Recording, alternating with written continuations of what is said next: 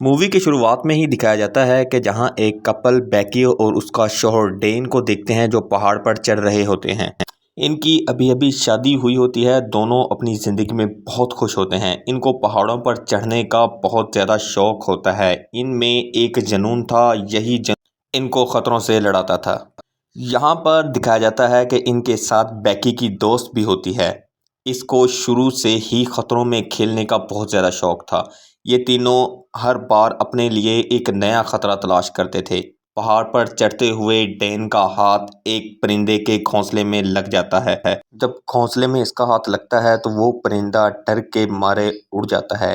इससे डैन का बैलेंस ख़राब हो जाता है और वो रस्सी से लटक जाता है और नीचे गिरने लगता है। मैं खुरम खान और आप देख रहे हैं हमारा यूट्यूब चैनल खान एक्सप्लेनेशन। आज हम आपके लिए लेकर आए हैं बहुत ही मज़ेदार मूवी। आज हम इस मूवी की एक्सप्लेनेशन करेंगे। एंड तक लाजमी देखिएगा। अगर आपको हमारी ये वीडियो पसंद आए तो हमारे चैनल को सब्सक्राइब ज़रूर कीजिएगा और बेल आइकॉन को लाजमी क्लिक कीजिएगा ताकि हर नई आने वाली वीडियो आप तक पहुंच सके। डैन का बैलेंस खराब होने की वजह से वो चाहकर भी ऊपर अब नहीं आ सकता। यहाँ पर दिखाया जाता है कि बेकी और इसकी दोस्त उसको बचाने के लिए पूरी कोशिश करते हैं और अनथकन मेहनत करते हैं, लेकिन नतीजे में वो नीचे गिर जाता है और मर जाता है और वो इसको नहीं बचा पाती। यहाँ 51 हफ्ते बाद का सीन दिखाया जाता है। बेकी बहुत ज़्यादा परेशान है और अब वो शराब भी पीने लग गई है। वो अपने शौहर को बहुत याद करती है। नाज़रीन, यहाँ पर दिखाया जाता है कि बेकी का डैड इसकी ये हालत नहीं देख सकता। वो बहुत परेशान होता है और बेकी की पुरानी दोस्त को वापस लेकर आता है। नाज़रीन, यहाँ पर दिखाया जाता है कि ये वही दोस्त थी जो उस दिन हादसे में मौजूद थी। ये दोनों आपस में 1 साल बाद मिलते हैं। हेंटर इसका नाम होता है। हेंटर इसको फिर से बाहर ले जाने की कोशिश करती है ताकि इसका मन बहल सके। दोनों फिर से कोशिश करते हैं कि एक ख़तरनाक मिशन की तैयारी करते हैं और हेंटर मोबाइल में इसको एक टावर दिखाती है। इसके ऊपर जाकर अपने खामन की मट्टी को उधर फेंकने का कहती है। नाज़रीन, दिखाया जा सकता है कि ये टावर की बुलंदी 2000 फीट तक की थी। चूँकि हेंटर बहुत ज़िद्दी होती है और इसे मना लेती है अपने साथ चलने के लिए।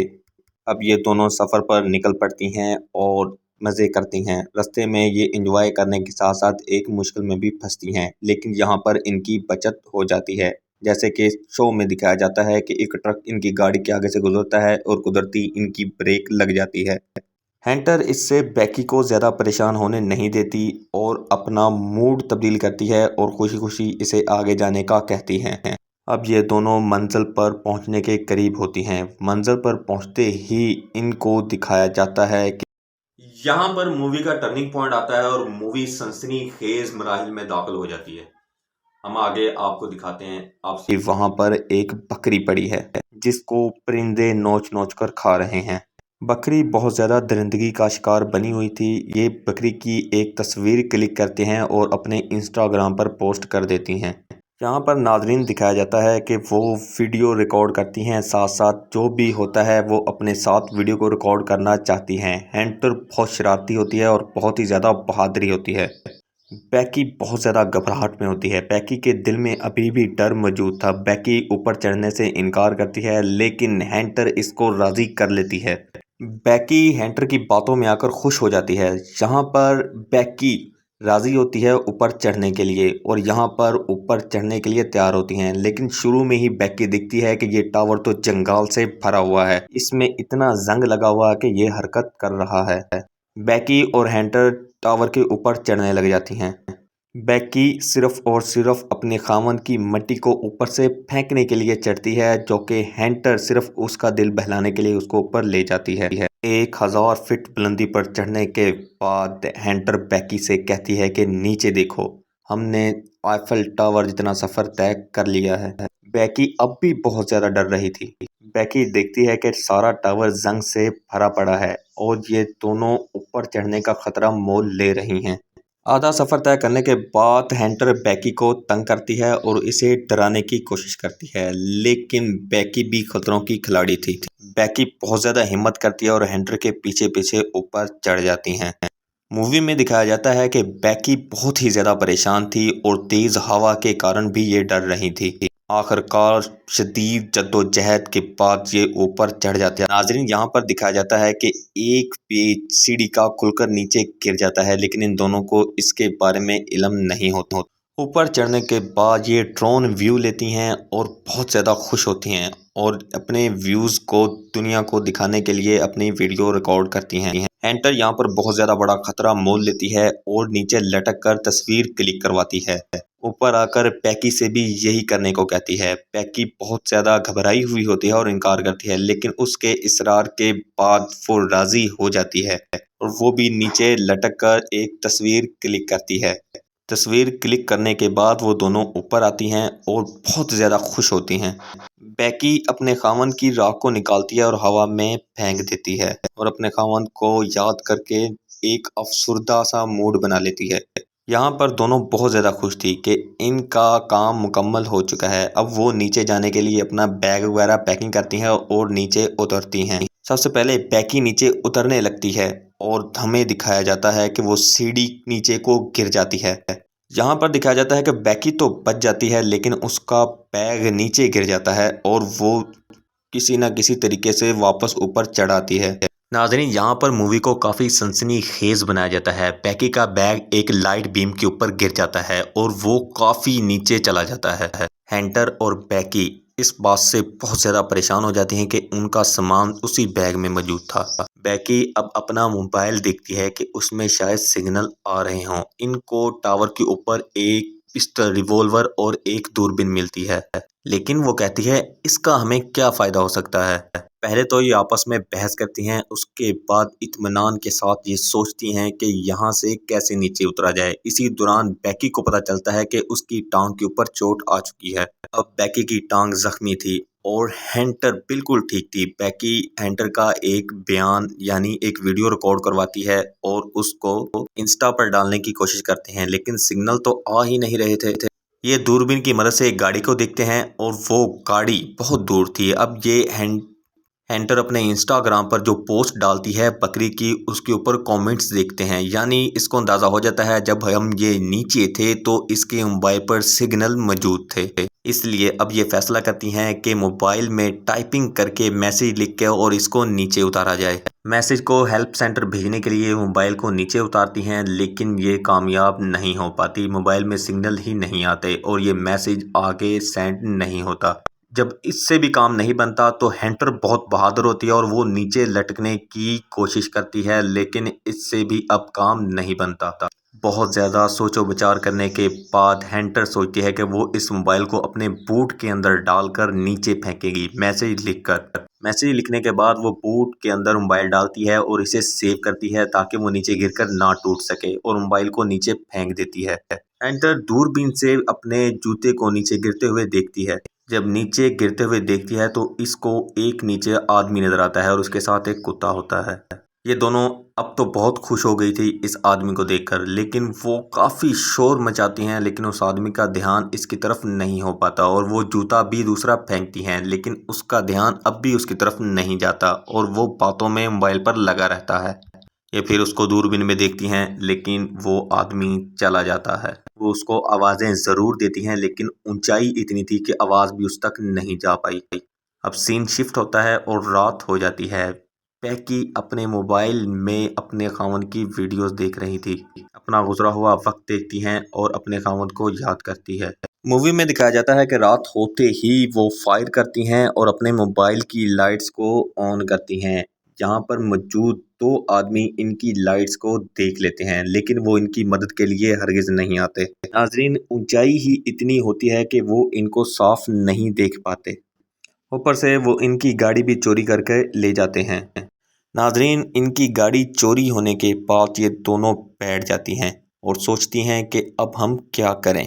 ये दोनों इतनी ज़्यादा परेशान थी कि इनको सामने मौत ही नज़र आ रही थी। इसके अलावा इनके जहन में कुछ भी नहीं चल रहा था। अगर कुछ चल रहा था तो इनके सर के ऊपर वो रेड लाइट चल रही थी। इसके अलावा इनका जहन फ्यूज़ होता चला जा रहा था।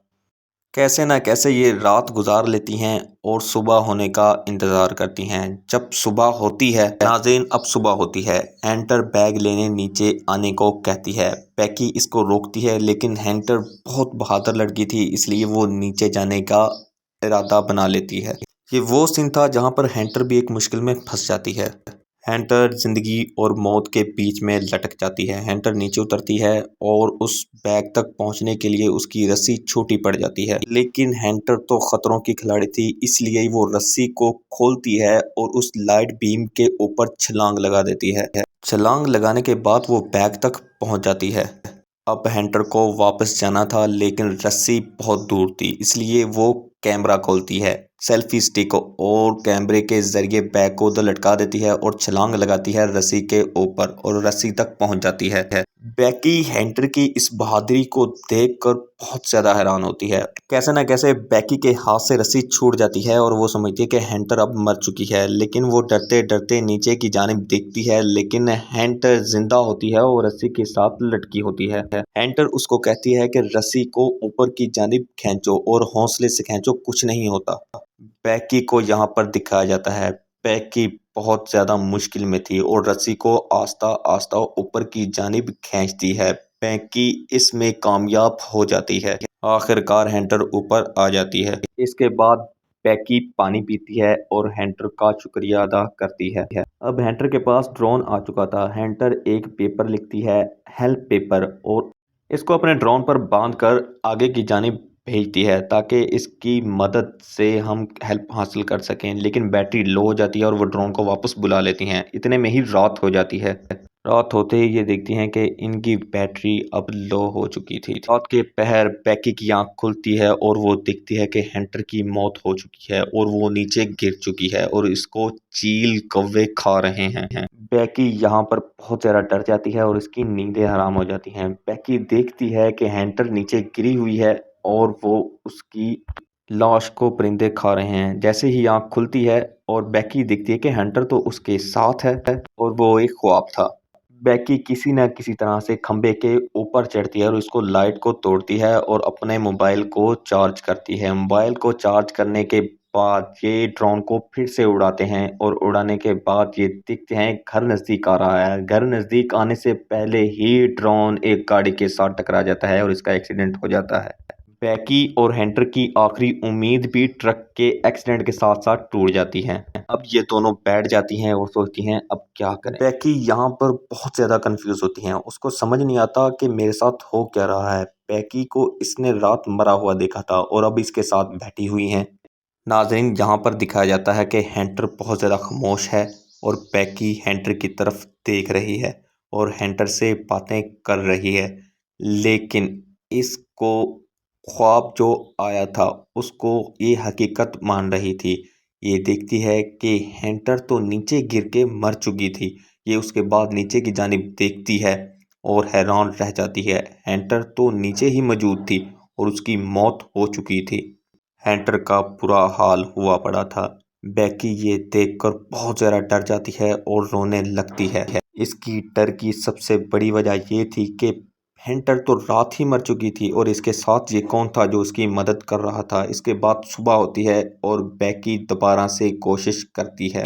बेकी के जख्म को एक परिंदा आकर खाने लग जाता है, जिससे बेकी की नींद खराब होती है और वो जाग जाती है और वो परिंदे को वहीं तोड़ मरोड़ कर मार देती है और इसे खाने लग जाती है। यहाँ पर आप अंदाज़ा कर सकते हैं कि बेकी किस कदर खतरनाक और भूखी हो चुकी थी। बेकी इसे मारकर इसका कच्चा गोश्त खा जाती है। यहाँ पर बेकी का फादर बहुत ज़्यादा परेशान था और हैरान था कि इसकी बेटी इसे अकेला छोड़कर कहाँ जा सकती है। वो इसकी तलाश में निकल पड़ता है।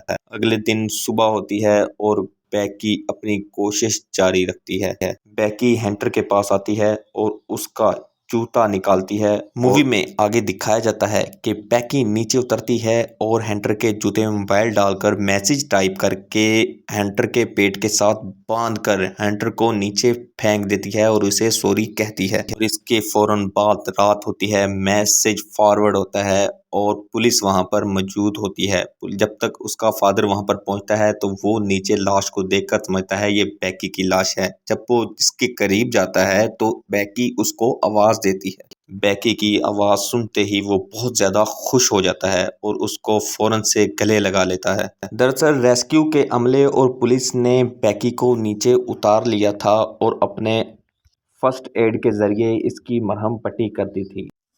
जी हाँ नाज़रीन, तो आपको हमारी ये एक्सप्लेनेशन कैसी लगी? अगर आपको ये हमारी एक्सप्लेनेशन पसंद आई है तो हमारे चैनल को सब्सक्राइब ज़रूर कीजिएगा और हमारी नई आने वाली वीडियो आप तक पहुंच सके इसके लिए आपको बेल आइकॉन लाजमी क्लिक करना पड़ेगा और इस चैनल को सब्सक्राइब करने के बाद इसको शेयर ज़रूर कीजिएगा। शुक्रिया।